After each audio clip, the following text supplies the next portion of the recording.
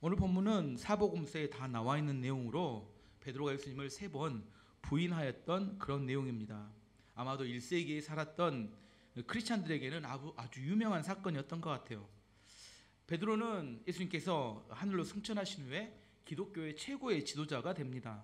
사도행전 2장에 보면 오순절 성령이 강림하신 후에 한 번 설교할 때 3,000명, 또 한 번 설교할 때 5,000명씩 변화되는 놀라운 복음 전도의 사역자가 되었습니다. 그리고 수많은 병자와 귀신들을 내어쫓고 요바에 사는 도루가라 하는 여제자를, 죽었던 여제자를 살려낸 기적의 사역자가 되었습니다. 그 이야기가 사도행전 5장 15절 16절에 나오는데요. 사도행전 5장 15절 16절, 심지어 병든 사람을 메고 거리에 나가 침대와 요 위에 누이고 베드로가 지날 때 혹 그의 그림자라도 누구에게 덮일까 바라고 예루살렘 부근의 수많은 사람들도 모여 병든 사람과 더러운 귀신에게 괴로움을 받는 사람을 데리고 와서 다 나음을 얻으니라. 이 기록을 보면 베드로의 그림자가 덮이기만 해도 병든 자가 낫고 귀신이 내어 쫓김을 받았다, 이렇게 기록하고 있습니다. 근데 이렇게 베드로, 마가복음을 쓸 때 베드로는 그 시대의 최고의 사역자, 능력의 사역자, 그의 말이면 죽은 사람도 살아날 수 있고 그가 기도하면 병든 사람, 귀신이 쫓겨날 수 있는 그런 수많은 사람들의 지도자였는데, 베드로가 마가복음에 과거에 자기의 가장 연약하고 믿음 없었던 이야기를 기록합니다. 3번 예수님을 부인하였던 그런 이야기입니다. 이야기를 좀 들어가 보면 이제 겟세마네 동산에 예수님께서 기도하신 후에 십자가를 지시는 것을 하나님 뜻으로 받아들입니다. 그리고 그 칼과 몽둥이를 가지고 왔던 대제사장의 하인들에게 체포되었고 안디바라고 하는 대제사장의 장인에게 잡혀 끌려가서 신문을 받게 됩니다. 베드로는 자기가 준비했던 칼을 가지고 대제사장의 종이었던 말고의 귀를 잘라버립니다. 자르고 난 다음에 어떻게 해요? 예수님께 심하게 책망을 받습니다. 그러면서 책망받고 난 다음에 예수님은 잡혀가시고 나머지 11제자들은 어떻게 돼요? 다 도망쳐 버립니다. 근데 베드로도 함께 도망쳤어요. 도망치다가 생각하는 건 뭐예요? 스승이 잡혀가는데 이건 의리가 없는 행동이라고 생각하고 다시 그 대제사장들이 예수님을 잡아간 종들이 잡아갈 때 그 사람들을 몰래 미행하게 됩니다. 그리고 그들이 안디바의 집에 들어가는 걸 보면서 자신도 살짝 그 집에 들어가서 아랫마당 쪽에 모닥불을 펴놓은 그 자리에서 본인도 함께 모닥불을 쬐면서 뭐예요? 예수님의 재판이, 신문이 진행되는 과정을 살펴보고 있었습니다. 왜 베드로는 도망가지도 못하고 또 예수님이 잡혀가는 게 잘못됐다고 또 나서서 말도 못하고 그냥 숨어서 사건이 진행되는 걸 지켜보고만 있었을까? 2가지 마음이 베드로의 마음에 있었어요. 첫 번째는 인간적인 의리를 지켜야 된다, 스승이 잡혀갔는데. 2번째는 죽을지 모른다는 두려움이 그 마음 가운데 함께 있었습니다. 왜 거기에 모닥불 옆에 있었냐면 2가지 마음이 이렇게 작동하는 거예요. 만약 예수님께서 무죄 방면되면 어떻게 돼요? 나머지 10명 도망갔지만 주님, 저는 옆에 끝까지 옆에 지키고 있었습니다, 이렇게 이야기해야 되고, 혹시나 중형이 내려지면 어떻게 돼요? 그때 도망쳐도 늦지 않다, 이런 2가지 마음이. 아시잖아요. 여러분도 살짝한 양다리 걸쳐놓고 믿음이 있는 척도 하고 없는 척도 하고 왔다 갔다 하시잖아요. 베드로도 그랬다는 겁니다. 예수님이 어떤 재판이 진행되는지를 살짝 보고 있었어요. 그때 베드로를 아무도 건드리지 않았으면 베드로의 계획대로 일이 잘 진행되었을 것 같은데, 문제는 뭐냐면 예상치 못하게 불가에 있던 대제사장의 요종이 베드로에게 와서 물어보는 겁니다. 66절 67절 말씀 보면 베드로는 아랫뜰에 있더니 대제사장의 요종 하나가 와서 베드로가 불 쬐고 있는 것을 보고 주목하여 이르되 너도 나사렛 예수와 함께 있었도다. 너도 예수님과 함께 있었던 사람 아니냐, 이렇게 물어보는 겁니다. 이제 뭐가 돼요? 자기의 정체가 드러날 위기에 처한 겁니다. 아까 2가지 마음이 있었다겠죠. 의리를 지키고자 하는 마음과 이 죽을지 모르는 두려운 마음. 그 순간 질문을 받는 순간 어떻게 돼요? 마음이 어느 쪽으로 쏠려요?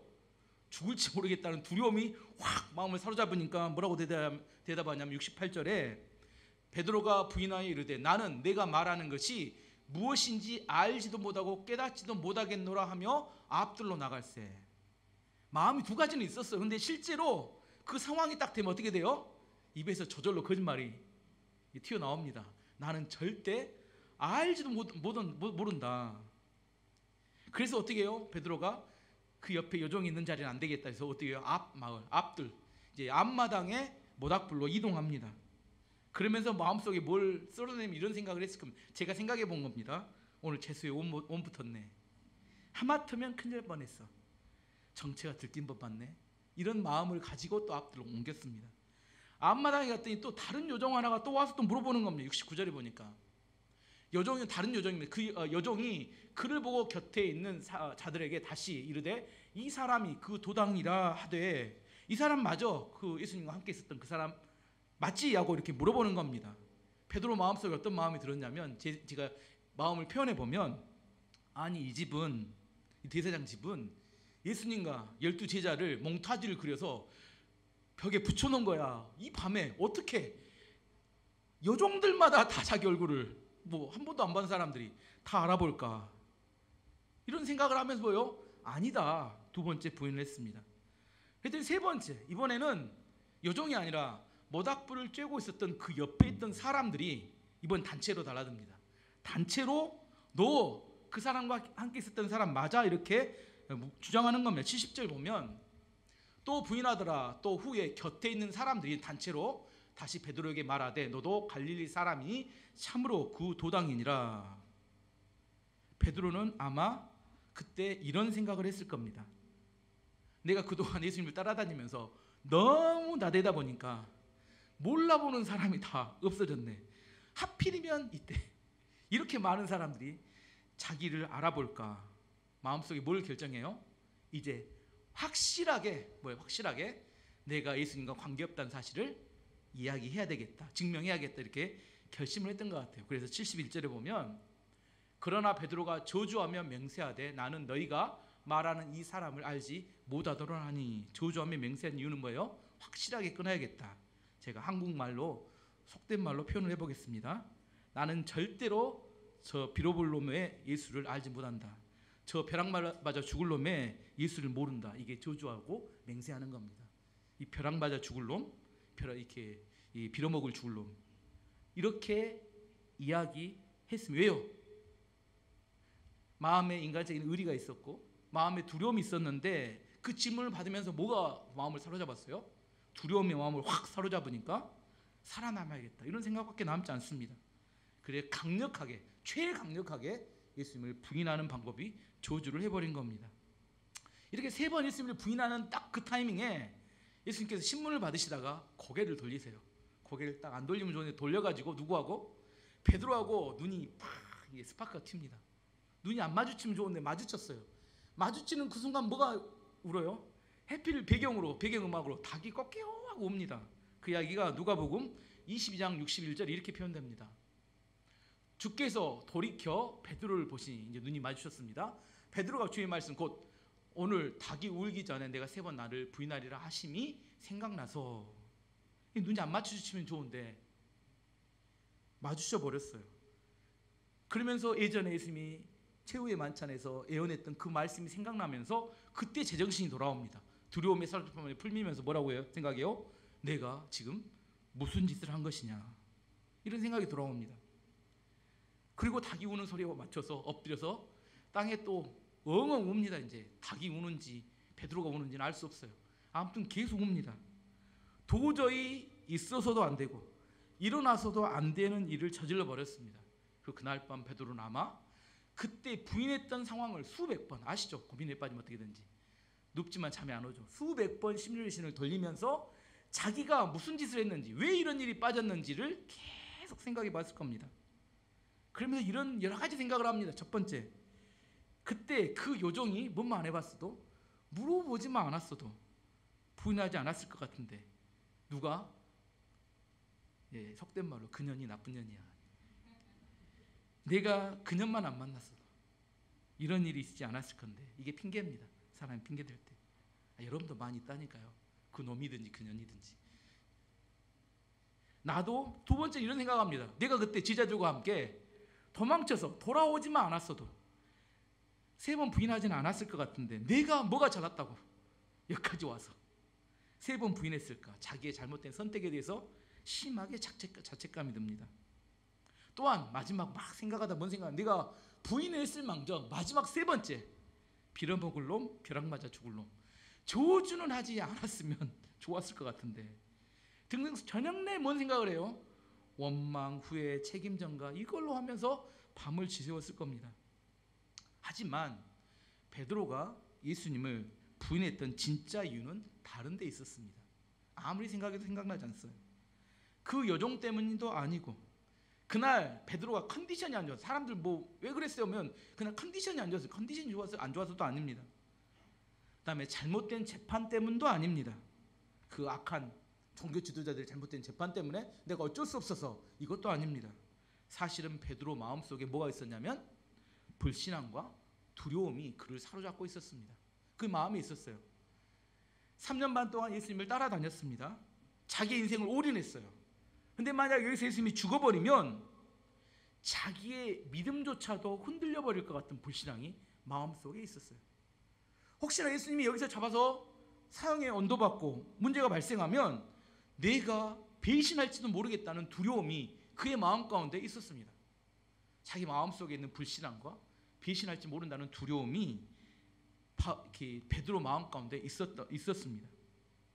겉으로 강한 척하는 사람일수록 사실은 마음속에 두려움이 많습니다. 겉으로 화려하게 꾸미는 사람일수록 사실은 내면이 부실할 가능성이 높아요. 겉으로 큰 소리 치는 사람일수록 내면이 약할 가능성이 많습니다. 베드로는 예수님이 잡혀 죽게 되는 상황이 되는 것을 도저히 받아들일 수 없었고, 그래서 그걸 막기 위해서 칼을 들었습니다. 그리고 말고의 귀를 잘랐어요. 겉으로 사람들은 뭐라고 생각해요? 용기가 있다. 다른 사람들은 칼을 준비하지 않았는데 칼을 준비해가지고 말고의 대장의 귀를 자르는 용기가 있다고 생각하지만, 사실은 그 칼을 들었던 이유는 뭐냐면 마음속에 있던 불신앙과 두려움이 견딜 수 없었기 때문에 겉으로 난리를 낸 겁니다. 그리고 그것이, 그 마음의 상태가 본격적으로 드러나 버린 것이 안디바의 집에서 예수님을 3번 부인했던 사건이, 그 마음의 불신앙과 두려움이 정체를 드러내고 드러난 겁니다. 지금 상황을 다시 한번 정의해 보면, 예수님께서는 힘이 없어서 십자가 지시로 가는 게 아닙니다. 능력이 없어서 하나님께서 예수님을 구원하지 못한 것도 아닙니다.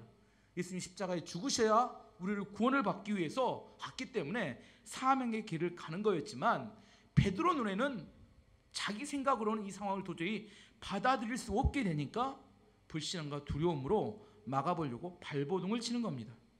겉으로 보았을 때는 용기와 같고 의리와 같이 보이지만 사실은 불신앙과 두려움이 그 마음을 사로잡고 그를 발버둥치게 만든 겁니다. 이런 상황이 되면 사람들은 당황합니다. 평소에 뭐라고 생각해요? 내가 어떤 사람이다?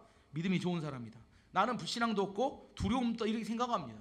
그래서 칼을 들고 그리고 큰 소리를 치는 때 나는 믿음이 좋고 의리가 있는 사람이라고 생각하지만, 사실은 큰 소리 치고 뭔가를 엄청나게 준비하는 이유는 내 내면이 부실하기 때문이고 믿음이 없기 때문이고, 사실은 배신의 마음이 그의 마음을 사로잡고 있기 때문입니다. 이런 경우에 잘못된 반응을 하면 어떻게 하냐면, 그 여종 때문에, 그날 컨디션이 안 좋았어요. 예수님의 모함하는 악한 무리들 때문에 이렇게 핑계대고 합리화합니다. 그래서 예수님이 베드로에게 말씀하셨어요. 칼을 든 자는 어떻게 된다? 칼로 망한다. 이게 무슨 의미냐면 우리가 일상적인 일입니다. 칼을 든다는 것은 어떤 의미냐면, 모든 문제의 원인이 내 내부에 있는 게 아니라 누구에게 있어요? 외부에 있기 때문에 그 사람을 칼로 처단하고 없애면, 그 사람이 변화되면 문제가 해결된다고 생각하기 때문에 칼을 드는 겁니다. 근데 문제는, 실제 베드로의 문제는 어디 있었어요? 자기 내면 안에 있는 불신앙과 두려움이 문제였습니다. 칼을 들게 되면 실패하고 나서도 절대 배우지 못합니다. 오늘 제목처럼. 왜냐하면 외부에 문제가 있다고 생각을 하지만 외부에 문제가 있는 게 아니라 실제로는 내 내면에 문제가 있는 겁니다. 칼을 들게 되면 성장하지 못합니다. 자기 내면을 돌아보지 못하기 때문입니다. 실제 문제는 내 내면에 있고, 내가 변화되면 그 실패를 통해서 우리는 성장하고 열매 맺는 사람으로 바뀌게 됩니다. 인간은 연약합니다. 언제든지 넘어질 수 있어요. 이건 성경이 이야기합니다.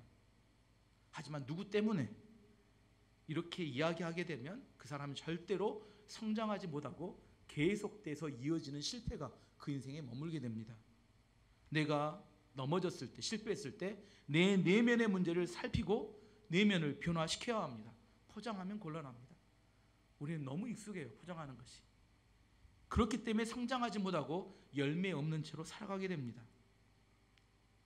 어쨌든 베드로의 지금 상황이 이런 상황이, 좀 더 베드로의 상황을 더 자세히 설명해 보면 베드로는 예수님을 3번 부인하고 닭이 우는 소리와 함께 뭐가 됐어요? 닭이 울고 베드로 3번 부인하고 나니까 자기 자신에 대한 실망감이 자기를 완전히 사로잡아 버렸어요. 그리고 혼란에 빠집니다. 예수님이 그동안 자기를 가장 많이 사랑해 줬고, 그리고 누구보다도 자신이 예수님을 잘 안다고 생각했고, 그리고 자기는 충성하려고 마음을 먹었었는데 결정적인 순간에 자기가 마음에 사랑도 없고 믿음도 없고 충성도 없음을 깨닫게 됩니다. 현실의 문제 앞에서 신앙이 무너져 버린 겁니다. 그러면서 뭐라고 생각해? 이제 이런 생각을 하면 이때 사람 대부분 이게 사람인가? 이게 목사인가? 이게 집사인가? 잡사인가? 이게 예수님을 믿는 사람인가? 그렇다면 나는 앞으로 어떻게 살아야 되는가? 이게 완전히 혼란에 빠져버립니다. 이제 좀 시각을 달리해서 이 시간에 그 베드로가 이렇게 막 저녁에 환탄하고 있는 그 시간에 이보다 더 악한 환경에 빠져 있는 또 한 사람이 있었어요. 누구예요? 가룟 유다가 있었습니다. 가룟 유다는 더 심각한 상황에 빠집니다. 마태복음 27장 3절에서 5절에 가룟 유다의 상황을 이렇게 설명합니다. 그때 예수를 판 유다가 그의 정죄함, 예수님께서 사형 언도를 받는 걸 보고 스스로 뉘우쳐 그 은 30을 대제사장들과 장로들에게 도로 갖다 주며 이르되 내가 무죄한 피를 팔고 죄를 범하였도다 하니 그들이 이르되 그것이 우리에게 무슨 상관이냐, 내가 당하라 하거늘 유다가 은을 성소에 던져놓고 물러가서 스스로 목매어 죽은지라. 가룟 유다는 돈을 받고 겟세마네 동산에 예수님을 팔아넘겼습니다. 그리고 재판에 사형 언도를 받는 걸 보며 그때 정신을 차렸어요. 뭐라고요? 내가 지금 무슨 짓을 한 거야? 이깟 은 30냥이 뭐라고 스승을 팔아? 그리고 대제사장에 찾아가서 은을 주면서 다시 우리 스승을 돌려달라고 사정을 합니다. 그랬더니 대제사장이 뭐라게요? 우리와 그것이 무슨 상관이냐? 네가 지은 죄에 네가 책임져라. 이렇게 무시해버립니다. 가룟 유다도 그날 밤에 베드로처럼 자기 자신에 대한 좌절감과 실망감 때문에 완전히 혼란에 빠집니다. 이게 사람인가? 이게 목사인가 먹사인가? 이게 집사인가? 이게 예수님을 믿는 사람이 맞는가? 나는 어떻게 살아가야 하는가? 가룟 유다는 도저히 자기가 저지른 죄에 대해서 책임질 용기가 나지 않았기 때문에 죽음을 선택합니다. 목매달아 죽습니다. 죽으면 다 끝난다고 생각하지만 사실은 죽는다고 끝나는 건 아닙니다. 제가 다시 한번 이야기합니다. 누구나 우리는 연약하기 때문에 넘어질 수 있습니다. 주로 어떤 사람이 넘어지느냐, 제가 보면 자신감 있는 사람, 똑똑한 사람이 넘어져요. 가룟 유다는 12명의 제자 중에 유일하게 시골 갈릴리 출신이 아니라 유대 출신이었어요. 도시 출신입니다. 그리고 그는 이스라엘 독립을 열망하는 열심당원으로 한마디로 애국자였습니다. 베드로는 제자들 중에 가장 열정적이었고 예수님께 가장 충성한다고 하는 사람이었어요. 한 사람은 나라에 충성하는 사람이었고 한 사람은 스승에 충성하는 사람이었는데 해필 이런 사람들이 무너집니다. 그래서 에레미야 9장 23, 24절은 이렇게 말합니다. 여호와께서 이와 같이 말씀하시되 지혜로운 자는 그의 지혜를 자랑하지 말라. 용사는 그의 용맹을 자랑하지 말라. 부자는 그의 부함을 자랑하지 말라. 자랑하는 자는 이곳으로 자랑할지니 곧 명철하여 나를 아는 것과 나 여호와는 사랑과 정의와 공의를 땅에 행하는 자인 줄 깨닫는 것이라. 나는 이 일을 기뻐하노라. 여호와의 말씀이니라. 지혜 자랑하지 말고 용기 자랑하지 말고 부함 자랑하지 말고 하나님을 아는 것을 자랑하는 것을 하나님이 기뻐하신다. 그렇게 이야기합니다. 우리가 우리의 자랑하는 걸로 넘어집니다. 잘 보면 성경에도 한 2가지 예를 들어보면 다윗에게 있어서 책사, 전략을 짜는 책사 중에 가장 뛰어난 책사가 누구였냐면 아히도벨이라는 책사가 있었어요. 아히도벨이라는 책사가 가장 뛰어난 책사였는데 이 사람이 다윗의 아들이던 이렇게 압살롬의 반란에 동참합니다. 그리고 아히도벨이 압살롬에게 다윗 아버지를 무너뜨릴 전략을 알려줍니다. 근데 압살롬이 어리석게도 아이도벨의 이야기 전략을 듣지 않고 다윗에 심어놨던 후세라는 전략가, 후세의 이야기를 듣고 공격해야 될 때를 놓쳐버립니다.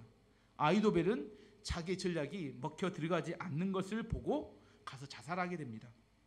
사무엘하 17장 23절 말씀 보면 아이도벨이 자기 전략이 시행되지 못함을 보고 나귀의 안장을 지우고 일어나 고향으로 돌아가 자기 집에 이르러 집을 정리하고 스스로 목매어 죽음에 그의 조상의 묘에 장사되니라. 자신의 지혜로 얼마든지 압살롬을 도와서 정권을 잡을 수 있을 줄 알았는데 압살롬이 자기 말을 듣지 않고 후세의 말을 들음을 통하여 자기가 잘못된 선택을 했다는 것을 깨닫게 됩니다. 사실은 아이도벨의 이 지혜를 무너뜨린 게 누구예요? 누가 무너뜨렸을까요? 하나님께서 무너뜨린 겁니다. 자기의 지혜가 자기를 죽게 만들었습니다. 또 하나 예를 들면 아름다운 머리카락으로 외모가 뛰어났던 사람이 되면 그 반란을 일으킨 압살롬입니다. 압살롬은 외모가 정말 엄청나게 뛰어났다고 성경은 기록합니다. 근데 압살롬이 어떻게 죽느냐? 사무엘하 18장 9절 말씀 보면 압살롬이 다윗의 부하들과 마주치니 압살롬이 노새를 탔는데 그 노새가 큰 상수리나무 번성한 가지 아래로 지날 때 압살롬의 머리가 그 상수리나무에 걸림에 그가 공중과 그 땅 사이에 달리고 그가 탔던 노새가 그 아래로 빠져나간지라. 머리카락이 있었는데 나무 가지에 머리카락이 걸려버려요. 본인은 매달렸는데 뭐는 가버렸어요? 나귀는 가버렸어요. 그래서 노새에게 잡혀, 그러니까 요압 장군에게 잡혀서 죽임을 당합니다. 저는 그럴 일이 없습니다. 키가 작아서 머리가 짧기 때문에. 하지만 뛰어난 외모를 가졌던, 그리고 머리카락이 그의 가장 아름다운 외모였던 그 압살롬은 그 머리카락 때문에 죽임을 당하게 됩니다. 왜 사람들은 자신이 가장 자신 있다고 생각하는 부분에서 무너질까? 자신감이 있고 그 다음에 잘한다고 생각하는 그 부분에서 무너지는 이유는 교만해지기 때문입니다. 더 이상 노력하지 않아도, 더 이상 성장하지 않아도 다른 사람들에게 충분히 영향력을 미칠 수 있고 잘할 수 있다고 생각합니다. 근데 처음에는 부족했던 사람들이 겸손하게 노력하면서 성장하고 발전합니다. 나중에 보니까 어떻게 돼요? 처음 된 자가 나중되고 나중된 자가 먼저 되게 됩니다. 정작 자신이 뒤처졌다는 사실을 자신은 잘 인정하지도 못합니다. 자신이 도태되어 가는데 정작 본인만 잘 모릅니다. 베드로는 큰 소리를 치고 열정이 있기 때문에 얼마든지 예수님을 지킬 수 있다고 생각했습니다. 하지만 그 열정과 큰 소리 뒤에는 불신앙과 두려움이 숨어 있었습니다. 누구나 아셨어요? 예수님은 알고 계셨어요. 예수님은 네가 다굴기 전에 3번 나를 부인하리라고 예언하시면서 겟세마네 동산에서는 네가 시험에 들지 않도록 깨어 기도해야 된다고 경고를 주셨습니다. 하지만 베드로는 그 이야기를 들으면서 뭐예요? 나는 얼마든지 예수님을 지킬 수 있어 하고 문제없다고 생각하고 엎어져 잤습니다. 결국은 그는 부인하게 되죠. 그러면 우리의 연약함과 우리 내면의 문제가 어디서, 어느 장소에서 드러나게 될까요? 현실, 가장 치열한 현장에서 부딪혔을 때 드러납니다. 교회에서 예배드리고 모여서 교제할 때 무엇이든지 다 할 수 있을 것 같습니다. 전혀 문제가 없어요. 하지만 진짜 영적인 전쟁터는 우리의 삶의 가장 치열한 가정과 직장에서 드러납니다. 그곳에 가면 우리에게 두려움을 주고 우리를 넘어지게 하고 불신앙의 선택을 유도하는 사람들이 있습니다. 그때 우리의 진짜 모습이 드러나게 됩니다. 교회에서는 괜찮아요. 사랑받게 태어난 사람 진짜 믿지 마시고 격려한다고 생각하셔야 되는데 여기서는 다 따뜻합니다. 하지만 진짜 우리의 삶 현장으로 들어가면 따뜻하지 않아요. 거기에서 우리의 두려움이 진짜 드러나게 됩니다. 마지막으로 어떻게 하면 우리의 내면의 두려움을 극복할 수 있을 것인가 2가지만 살펴보도록 하겠습니다. 예수님 말씀하셨어요. 깨어 기도해야 두려움에서 벗어날 수 있다. 마가복음 14장 38절 말씀 보면 시험에 들지 않게 깨어 기도하라. 마음에는 원이로되 육신이 약하도다 하시고 우리의 연약한 육신의 연약함을 인정하고 깨어서 기도해야 합니다. 성경은 계속 깨어 있어야 된다. 이거 지금 계속 제가 여러 번 설명하지만 깨어 있는다는 건 무엇이냐면 하나님께서 지금 하고 있는 일 무엇인지를 이해하고 알고 지금 행동에 옮기는 것을 깨어 있다고 합니다. 기도하고 깨어 있어야 하는 이유는 지금 하나님께서 무슨 일을 하고 있는지를 알고 깨닫기 위해서입니다. 예수님께서 겟세마네 동산에 기도할 때 하나님께 두 가지를 물어봅니다. 하나님, 십자가를 피할 수 있는 길이 있겠습니까? 하나님, 정말 십자가를 지는 것이 하나님의 뜻입니까? 이걸 물어봤어요. 예수님은 분명히 하나님의 뜻이 십자가를 지는 것인 것을 깨닫게 됩니다. 그리고 두려움에서 벗어나게 됩니다. 돌팔이 의사와 진짜 의사의 차이점이 있어요. 제가 환자를 보면 환자는 결코 제가 예상하던 과정으로 가지 않습니다. 어떤 질병이 하면 폐렴하면 다 똑같을 것 같잖아요. 그렇지 않아요. 100명의 폐렴이 다 다릅니다. 근데 일반적으로 이렇게 책에 나와 있는 대로 폐렴 증상이 나타나면 기계적으로 약을 주고 수술하거나 치료하면 돼요. 하지만 예상에 벗어나는 환경과 상황이 벌어지면 지식이 충분한 진짜 의사는 두려워하지 않아요. 우연하게 처리합니다. 하지만 돌팔이 의사는 벗어나면 이때부터는 두려움에 사로잡히게 됩니다. 두려움은 지식이 있으면 두려움에서 벗어날 수 있어요. 마찬가지입니다. 하나님의 뜻을 분명히 알고 하나님의 뜻을 이해하면 두려움에서 벗어날 수 있게 됩니다. 로마서 12장 2절은 이렇게 말합니다. 너희는 이 세대를 본받지 말고 오직 마음을 새롭게 함으로 변화를 받아 하나님의 선하시고 기뻐하시고 온전하신 뜻이 무엇인지 분별하도록 하라. 하나님 뭐라고 말씀하세요? 하나님의 뜻이 무엇인지 분별하고 이해해야 된다 이렇게 말합니다. 난 하나님 뜻 몰라. 괜찮아. 괜찮지 않습니다. 모르면 두려움에 사로잡힙니다. 우리가 변화를 받아서 하나님의 뜻을 이해하고 분별해야 된다고 성경은 분명히 우리 가운데 명령합니다. 하나님의 뜻을 모르면 열정만 갖고 뛰면 방향을 금세 잃어버리게 됩니다. 하나님의 뜻은 우리의 분명한 목적지이기 때문입니다. 어릴 때 초등학교 다닐 때 운동회 하면 달리기 하잖아요. 달리기 하면 발은 열심히 달려야 되지만 눈 어디 봐야 돼요? 목적지를 봐야 합니다. 근데 꼭 한 해 한두 명은 나옵니다. 고개를 푹 쳐박고 땅바닥 보다가 쭉 가다 어디로 가요? 부모님 계신 곳으로 꼬링하는 애들이 있어요. 아시죠? 왜 그래요? 땅바닥을 보고 달리기 때문에 방향을 잃습니다. 열심히 달리면 목적지에 도달하는 게 아니에요. 눈은 어디를 항상 봐야 돼요? 하나님의 뜻이 무엇인지를 분별해야 우리는 두려움에 벗어나고 우리가 원하는 목적지에 도달할 수 있게 됩니다. 두려움에 벗어나는 첫 번째 길은 깨어 기도함으로 하나님의 뜻을 분별해야 합니다. 두 번째는 성령 충만해야 두려움에 벗어날 수 있습니다.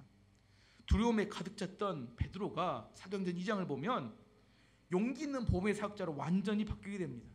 마가의 다락방에서 120명이 기도할 때 성령이 그들 가운데 임하게 되고 처음 경험했던 놀라운 성령 체험을 그들이 하게 됩니다. 사도행전 2장 1절에 4절 말씀 보면 오순절 날에 이미 이름에 그들이 다 같이 한 곳에 모였더니 호련히 하늘로부터 급하고 강한 바람 같은 소리가 있어 그들이 앉은 온 집에 가득하며 마치 불의 혀같이 갈라지는 것들이 그들에게 보여 각 사람 위에 하나씩 임하여 있더니 그들이 다 성령의 충만함을 받고 성령이 말하심을 따라 다른 언어들로 말하기 시작하니라. 두려움에 사로잡혔던 베드로를 비롯했던 제자들이 이제 길거리로 뛰어나갔습니다.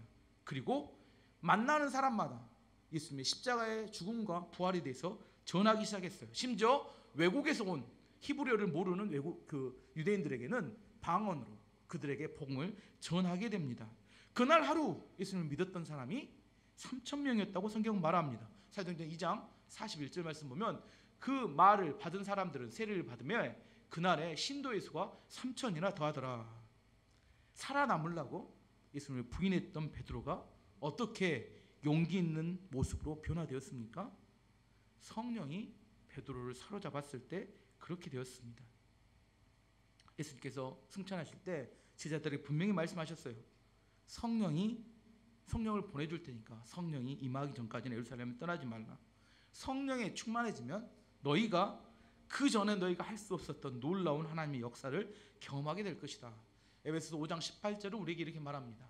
술 취하지 말라 이는 방탕한 것이니 오직 성령으로 충만함을 받으라. 성령 충만은 감정 충만과 다릅니다. 내가 마음이 뜨거워졌다 이런 이야기 아닙니다. 성령 충만은 큰 소리 치는 것과 다릅니다.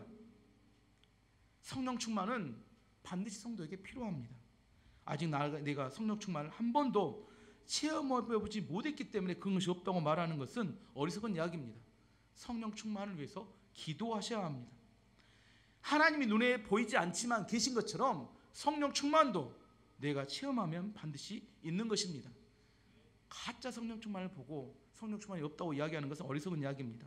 정확히 이야기하면 내가 성령의 충만함을 체험하지 못한 겁니다. 성경 이야기합니다.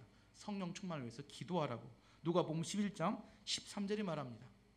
너희가 악할지라도 좋은 것을 자식에게 줄 알거든 하물며 너희 하늘 아버지께서 구하는 자에게 성령을 주시지 않겠느냐 하시니라. 인간적인 노력, 인간적인 최선, 인간적인 의리, 이걸로 두려움에서 벗어날 수 없습니다.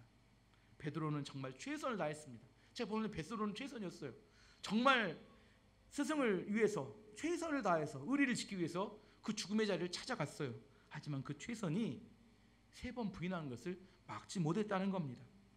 과연 여러분이 베드로처럼 모닥불 앞에 있었을 때 요정이 물어보면 여러분은 어떻게 대답했을까요? 제가 아무리 생각해도 저는 한 번 부인하고 도망갔을 것 같아요. 3번까지는 버틸 용기가 없었는데 베드로는 저보다 훨씬 낫습니다. 3번 버텼어요. 물론 3번 버티다 더 망했지만 어느 눈치를 챘어야 되는데 인간의 힘으로는 그 두려운 상황을 벗어날 수 있는 사람은 세상에 아무도 없습니다. 성령의 인도하심이 우리로 하여금 두려움을 벗어나게 만듭니다. 요즘 민수기를 살피고 있는 민수기에 하나님께서 이스라엘 백성들을 광야로 인도하십니다. 광야는 사람이 살 수 있는 땅입니까? 못 사는 땅입니까? 못 살아요. 살 수 없습니다. 어떻게 근데 이스라엘 백성들은 40년을 살아남습니까? 하나님께서 구름 기둥과 불 기둥으로 그들을 인도하시고 만나와 메추라기를 먹이시고 생수를 공급하셔서 살아남았습니다. 우리도 마찬가지입니다. 세상에 살아갈 때 두려운 상황에서 어떻게 우리가 믿음을 지키며 살아남을 수 있을 것인가? 성령의 인도하신 가운데 우리 안에 그 안에 성령이 우리 안에 주신 용기가 있을 때만이 그 안에 믿음으로 살아남을 수 있게 되는 거지 우리가 노력한다고 살 수 있는 게 아닙니다. 내 힘으로 안 돼요. 여러분 아셔야 합니다. 성령의 충만함은 그리스도인들이 이 땅을 살아가는 옵션이 아닙니다. 옵션처럼 생각하면 우리가 이겨낼 길이 없습니다. 세상에 실제 살아보면 얼마나 많은 두려움과 우리를 위협하는 상황이 우리를 덮치고 우리를 힘들게 만드지 모릅니다. 제가 이야기했죠. 안 살아보면 교회 안에서 가능합니다. 하지만 진짜 현실에 들어가면 절대로 녹록하지 않습니다. 그럼에도 불구하고 우리가 믿음을 지키고 내가 예수 그리스도 안에서 승리하는 열매 맺는 비결은 뭐냐면 성령으로 충만함을 받아야 합니다. 그래서 예수님께서는 이야기하셨어요. 내가 가면서 반드시 성령을 기다려야 된다. 오늘 말씀의 결론을 맺도록 하겠습니다. 베드로는 인간적인 의리로 예수님의 신문을 받고 있었던 안디바의 집까지 따라가지만 그 마음속에 있던 불신함과 두려움으로 극복하지 못하고 예수님을 3번 부인하게 되었습니다. 그럼에도 불구하고 베드로가 완전히 망했느냐? 그렇지 않다는 거예요. 나중에 하나님 앞에 쓰임받는 위대한 사역자로 거듭나게 되었습니다. 실패를 극복하게 되었죠. 그 두려움을 이길 수 있었던 2가지 비결이 뭐냐면 깨어 기도했습니다. 하나님 뜻을 알면 극복할 수 있습니다. 2번째는 성령에 충만해지는 체험을 통하여 하나님이 우리 안에 행하시는 놀라운 역사를 우리 이성과 우리의 상식을 뛰어넘는 하나님의 역사를 체험하게 될 때 두려움을 이길 수 있게 됩니다. 저는 우리 모든 성도들이 이 베드로처럼 실수할 수는 있지만 실수를 계속 반복하면 어리석음입니다. 여러분 실수하고 연약한 인간입니다. 그래서 연약하다 그것이 우리 변명이 될 수는 없습니다. 넘어질 때 일어설 수 있습니다. 하지만 계속 연약함만 이야기하고 계속 실패만 반복한다면 그건 아름다운 게 아닙니다. 실패를 통해서 배울 수 있어야 합니다. 성경은 이미 우리 믿음의 선배들을 통하여 어떻게 그들이 이겨냈는지 충분히 다 이야기해주고 있습니다. 저는 여러분이 성령 충만함과 깨어 기도함을 통하여 이 땅의 두려움과 세상에서 두려움을 이겨내고 열매 맺음을 통하여 하나님께 영광 돌리는 믿음의 삶을 사시기를 축원합니다.